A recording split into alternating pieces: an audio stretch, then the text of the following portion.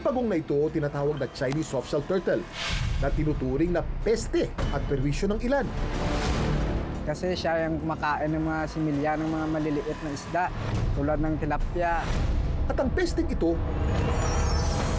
nakakain daw. Itong laman niya malambot, tapos mananam. Pero ang tanong, ligtas ba at tama nga ba itong kainin?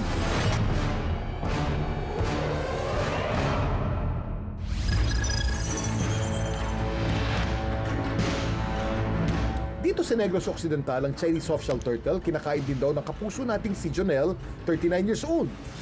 Ang pagkuha niya rito, legal naman daw. Pinapakuha ang mga ganyang klaseng pagong kasi nga sa mga palaisdaan, piste na sila kung tawagin. Si Cristobal, pangingisda ang hanap buhay. Minsan na raw na perwisyo ng ganitong uri ng pagong. Siya yung kumakain ng mga similya ng mga maliliit na isda tulad ng tilapia. Tsaka lahat ng isda, nakain niya. Mga ngagat yan eh. Putulin niya yung kamay mo kapag di ka marunong magkuha niyan. Ang mga pagong na ito nabibilang sa tinatawag na invasive alien species dito sa atin.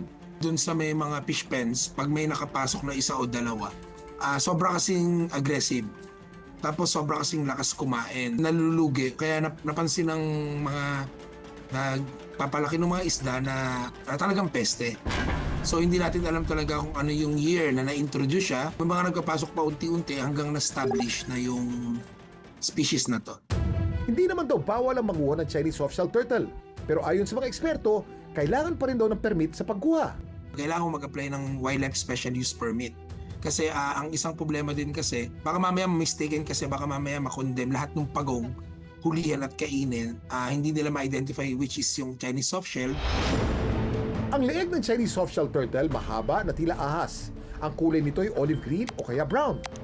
Mahaba at tila maliit na snorkel ang ilong ng Chinese softshell turtle. Dahil dito, nakakasingot ito ng hangin kahit halos lubog ang buong katawan sa tubig. Di tulad ng mga native na pagong sa atin na mayroong matitigas na shell, ang Chinese softshell turtle, balot na makapal at wala leathery na balat ang likod sa halip na matigas na shell. Dahil dito, mas mabilis ito nakakagalaw sa tubig at mas madaling nakakapagtago sa putikan. Wow! Woo! Napapakinabangan ni na Jonel ang Chinese softshell turtle bilang pagkain. Minsan yung niluluto namin dyan, ng madalas lang naman pang ulam namin, adobo, ginataan. Napakasarap kasi yung karne niyan, parang baka din siya. At kung ang iba't ibang lugar sa Pilipinas may tinatampok na version ng sinigang, gaya ng sinigang na ube, kara beef, at bagnet, si Jonel pinanlaban pa rin ang pagong sa pasarapan. Pinrito, Luto na. Napakulo na tayo ng mainit na tubig, no? Salagay na natin yung piniritong pagong, no? pinakuluan at tinimplahan ni Jonel ang karne ng softshell turtle. Nilagyan ng iba't ibang sangkap, saka hinintay na lumambot. Maya-maya lang. Wow! Ang Chinese softshell turtle sinigang, handa na. Itong laman niya malambot, tapos mananam. Parang baka. Pero ligtas nga bang kainin ang Chinese softshell turtle? Sa ibang bansa, especially sa China, talagang fina-farm to as food. Ngayon, kung titignan natin sa Pilipinas, safe ba siyang kainin? Generally, it's protein. Karne kasi yan, di ba? So, magiging unsafe lang naman siya kung halimbawa contaminated yung karne na kakainin mo or may sakit yung pagong na makakain mo.